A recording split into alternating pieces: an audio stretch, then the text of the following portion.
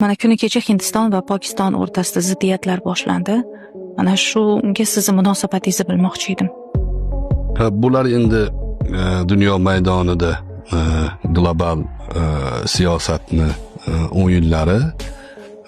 Ben suhbatlarimda aytganman, butun dunyoda shunaqangi rivojlanishi mumkin bo'lgan, do'st bo'lib kuchayib ketishi mumkin bo'lgan davlatlarni orasiga nizo solish siyosati bor. Pokiston, Hindiston aslida o'rtada chegara bo'lmagan bir paytlar. Bir xil millat, bir xil elat bo'lib yurgan. Iymon e'tiqodida farq bo'lsa ham bir-birini hurmat e'tibor qilgan. Bularning o'rtasiga nizo solishdan o'sha globalistlar manfaatdor. Bu yoqda Koreya, Shimoliy Koreya, Janubiy Koreya qilib qo'ygan. Bu yoqda Xitoy, Tayvan shunga o'xshagan muammoni qaynoq ushlab turishadi. Bu yoqda Rossiya bilan Ukraina.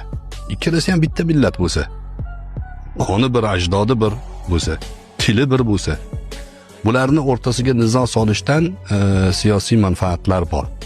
Buni tagiga kirib yaxshilab surishtirsangiz, tagida e'tiqod yotadi o'zi. Bizni ko'zimizga dunyoviylik, davlatchilik deb aytilaveradi. Tagida katta maydonda e'tiqod yotadi.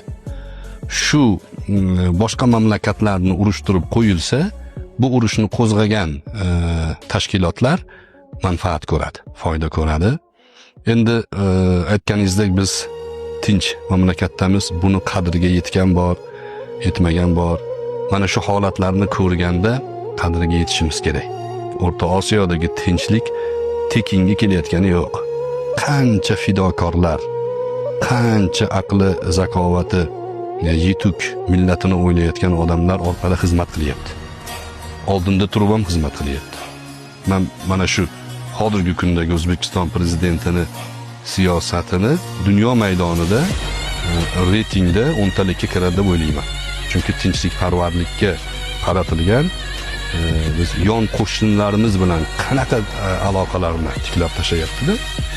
Afg'oniston bilan hattoki biz o'rtamizda shunaqangi yaqin do'stona munosabat aylantirdi. Bu siyosiy, diplomatik zakovat talab qiladi.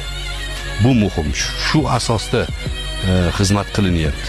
U kishining atrofidagilar ham, harbiy yo'nalishdagi rahbarlarimiz, harbiy xizmatda xizmat qilayotgan yigit qizlarimiz, ichki ishlar, uyingizda bemalol yotganingizni orqasida ular uxlamayotgan, xizmat qilayotgan mehnat yotadi.